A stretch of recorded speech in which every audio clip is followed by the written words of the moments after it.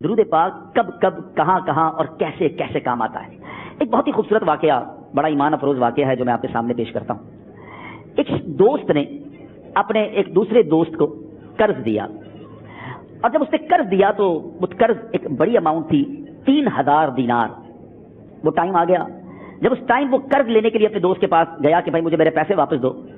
تو اس نے کہا کہ پیسے تو نہیں ہے میرے پاس، میں کولیپس ہو گیا ہوں، بزنس اب میرا ختم ہو گیا ہے، میں تمہاری رقم نہیں دے سکتا. اس نے ایک اور ٹائم دے دیا اسے کہ ٹھیک ہے اتنے وقت دنوں کے بعد میں دے دوں گا. وہ ٹائم بھی گزر گیا، اور جب وہ ٹائم بھی گزر گیا تو اس کے بعد اس دوست نے کہا کہ اب تو پیسے دے دو بھائی، میرا ٹائم پورا ہو گیا ہے. پھر نہ دے سکا ٹائم. آخر کار معاملہ جو ہے وہ کورٹ میں چلا گیا، قاضی کے پاس چلا گیا. اب قاضی نے جس کو پیسے دینے تھے اس کو بلایا اور کہا کہ بھائی آپ کو اس کے پیسے دینے ہیں؟ کہتے ہیں ہاں پیسے تو دینے ہیں. تو کہا پھر دیتے کیوں نہیں ہو؟ پیسے ہیں ہی نہیں، کاروبار ہی ختم ہو گیا ہے، قرضہ تو لیا تھا، اب میرے پاس بچا ہی کچھ نہیں ہے. تو کہا اچھا اب یہ بتاؤ کہ کب دو گے، کیسے دو گے؟ اس نے کہا میرے پاس پیسے ہی نہیں ہے. تو کہا اب تمہارے پاس 30 دن کا ٹائم ہے، 30 ڈیز میں یا تو اس کے پیسے لوٹا دو یا 30 دن کے بعد تمہیں قید کر دیا جائے گا.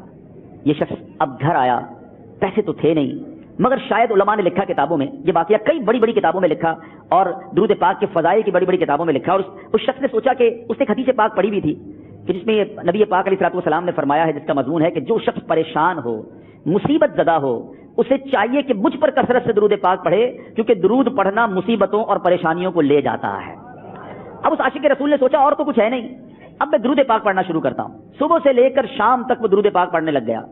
27 دن گزر گئے. Only 3 days left. 3 دن باقی تھے قاضی کے پاس جانے میں. 27 دن گزر گئے درود پڑھتے پڑھتے. جب 28ویں رات آئی تو آنکھیں تو بند ہوئیں، مگر خواب میں اسے ایک آواز آئی، گھبراؤ نہیں، تمہارا قرضہ ادا کر دیا جائے گا، تمہارا مسئلہ سالو ہو جائے گا.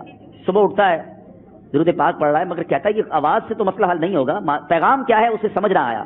28واں دن گزر گیا، 29ویں رات آ گئی، مگر اب آنکھیں بند ہوئیں اور قسمت جاگ اٹھی. نبی پاک صاحب لولاک صلی اللہ تعالی علیہ وسلم خواب میں تشریف لائے اور پیارے آقا صلی اللہ تعالی علیہ وسلم نے فرمایا گھبراؤ نہیں، علی بن عیسیٰ وزیر کے پاس جاؤ، وہ تمہارا قرضہ ادا کر دے گا.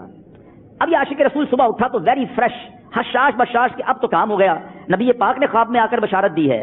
مگر پھر ذہن میں سوال آیا کہ علی بن عیسیٰ کے پاس جاؤں گا تو ثبوت کیا ہے، پروف کیا ہوگا؟ میں جا کر اس کو کہوں گا کہ میرا قرضہ دے دو تو ایسے تو قرضہ نہیں دے دینا. اور میں نے اس کو کہا کہ مجھے نبی پاک نے خواب میں کہا ہے، اور اس نے اگر مجھ سے کوئی نشانی مانگی تو میں نشانی کیا دوں گا. آخری دن تھا، 29واں دن تھا، وہ بھی درود پڑھتے پڑھتے گزر گیا. 30th نائٹ آ گئی، صبح وہ دن ہے جب عدالت میں جانا ہے. اب اس رات پھر نبی پاک علیہ الصلوۃ والسلام خواب میں تشریف لائے اور آقا علیہ الصلوۃ والسلام نے فرمایا کہ علی بن عیسیٰ وزیر کے پاس جاؤ، وہ تمہارا قرض ادا کر دے گا. کہ حضور چلا تو جاؤں گا، لیکن اگر وزیر نے مجھ سے کوئی نشانی طلب کی تو میں کیا جواب دوں گا؟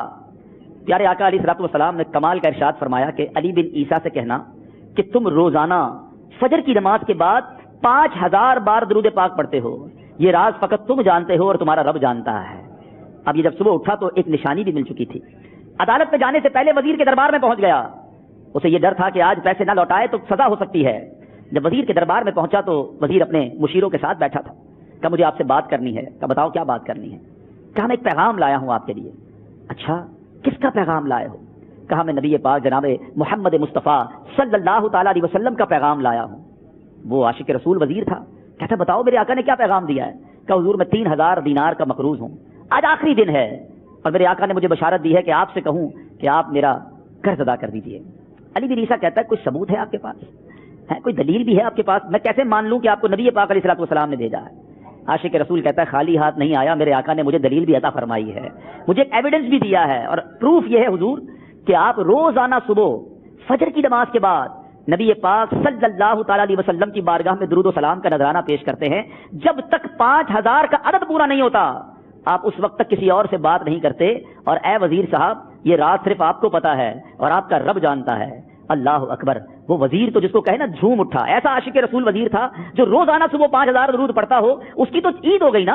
وہ کہتا ہے مرحبا یا رسول اللہ، میرے آقا نے میرے درود قبول کر لیے، اس سے بڑھ کر میرے لیے سعادت کیا ہوگی. اب یہ وزیر اپنی سیٹ سے اٹھتا ہے، اپنے کمرے میں جاتا ہے، تھوڑی دیر بعد واپس آ کر اس عاشق رسول کے ہاتھ میں 3000 دینار رکھ کر کہتا ہے حضور پہلے 3000 دینار تو نبی پاک کا حکم کی میں ادب سے بجا لاتا ہوں، میرے آقا نے جو حکم فرمایا یہ 3000 دینار آپ کو پیش کرتا ہوں. حضور ایک اور 3000 دینار لیجئے. میرے گھر آپ آئے، اتنی اچھی خبر سنائی, آپ نے قدم رنجا فرمایا, یہ 3000 اس کا نذرانہ ہے, اور ایسا کیجئے 3000 اور لیجئے, اس سے اپنے بچوں کے لیے کچھ چھوٹا موٹا کام شروع کیجئے اور ایک وعدہ کر کے جائیے, آج کے بعد زندگی میں آپ کو جب بھی کوئی کام پڑے میں آپ کا بھائی ہوں, مجھے یہ خدمت کا موقع دیجیے گا. اللہ اکبر. وہ مقروض جو ایک رات پہلے 3000 دینار کا مقروض تھا, ہو سکتا ہے اس کے بیک آف مائنڈ یہ بھی چل رہا ہو کہ اب شاید کل میں نے جیل میں جا کر, عدالت میں جا کر گرفتاری دے کر جیل میں جانا ہے, مگر اب 9000 دینار ہاتھ میں ہیں. عاشق رسول جھومتا ہوا, نبی پاک کی یاد میں گھومتا ہوا اب عدالت میں پہنچا. عدالت میں everybody expecting over there کہ آج اس نے آنا ہے اور آ کر کہنا یہی ہے کہ پیسے تو نہیں ہیں,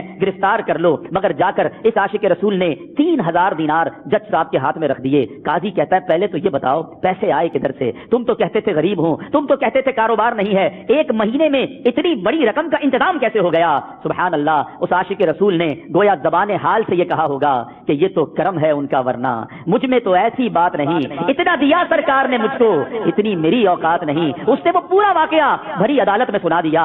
اللہ اکبر. میرے پیارے اسلامی بھائیوں ذرا سوچو پہلے زمانے میں کیسے عاشقان رسول ہوا کرتے تھے. وہ جج, وہ قاضی بھی کیسا سرکار علیہ الصلوۃ والسلام کا عاشق تھا. اپنی سیٹ سے اٹھتا ہے, بھرے دربار میں, بھری عدالت میں, وہ اپنے چیمبر میں, اپنے کمرے میں جاتا ہے, اور تھوڑی دیر بعد واپس آ کر اس کے ہاتھ میں بھی 3000 دینار ہیں, اور وہ 3000 دینار جو ہے وہ اس عاشق رسول کے ہاتھ میں رکھتا ہے کہ سارا ثواب علی بن عیسیٰ کیسے لے جائے, میں بھی تو نبی پاک کا غلام ہوں, میں تمہارا قرضہ میں ادا کرتا ہوں.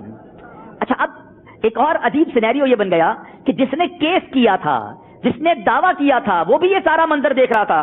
کہتا ہے جج صاحب ذرا رکیے, میں بھی اپنے آقا کا امتی ہوں, اور ایک کام کیجئے, قلم کاغذ منگوائیے, اس عاشق رسول کا قرضہ ہی میں معاف کر دیتا ہوں. اچھا, عاشق رسول نے وہ واپس 3000 دینار جو جج صاحب نے دیے تھے وہ واپس جج صاحب کو دیے کہ حضور یہ پیسے آپ ہی رکھ لیں, قرضہ ہی معاف ہو گیا, اب آپ کے پیسے کا میں نے کیا کرنا ہے؟ جج صاحب کہتے ہیں جو پیسے نبی پاک کے نام پر نکالے ہیں اب مجھے واپس نہیں چاہیے, یہ بھی تم اپنے ساتھ لے جاؤ. اللہ اکبر. میرے پیچھے اسلامی بھائیوں, وہ عاشق رسول ایک رات پہلے 3000 دینار کا مقروض ہے, اب 12000 دینار لے کر گھر کو واپس جا رہا ہے. اس ایک واقعے کے اندر جو ہم سب کے لیے درس ہے, جو ہم سب کے لیے پیغام ہے. شاعر لکھتے ہیں نا, دکھوں نے تم کو جو گھیرا ہو تو درود پڑھو, دکھوں نے تم کو جو گھیرا ہو تو درود پڑھو, جو حاضری کی تمنا ہو تو درود پڑھو. آج ہم بہت ساری پرابلمز میں ہوتے ہیں, یہاں بھی ہو سکتا ہے میرا کوئی بھائی بیمار بیٹھا ہو, کوئی قرضے میں ڈوب گیا ہو, کسی کا کوئی بزنس پرابلم چل رہا ہو, کوئی فیملی ایشو میں ڈسٹرب ہو, آپ کسی بھی پرابلم میں ہیں, خدا کی قسم درود پاک ایسا وظیفہ ہے. لوگ بہت سارے وظائف پوچھتے رہتے ہیں, بہت سارے جناب وظائف کے بارے میں معلومات کرتے رہتے ہیں. سچی بات یہ ہے ہر درد کی دوا ہے صلی علی محمد, ہر درد کی دوا ہے صلی علی محمد, تعویذ ہر بلا ہے صلی علی محمد. تو خدا را اپنی زندگی میں درود پاک کو شامل کر لیجئے, اور آپ بلیو کریں جب آپ نے کثرت سے درود پاک پڑھنے شروع کر دیے, آپ اپنی آنکھوں سے دیکھیں گے آپ کے پرابلم دور ہو رہے ہیں, آپ کی صحت اچھی ہو رہی ہے, آپ کے قرضے اترنے شروع ہو گئے ہیں, روزگار میں آپ کے برکت ہونا شروع ہو جائے گی, آپ کے چہرے پہ نور آنا شروع ہو جائے گا, آپ کی زبان میں اثر آنا شروع ہو جائے گا.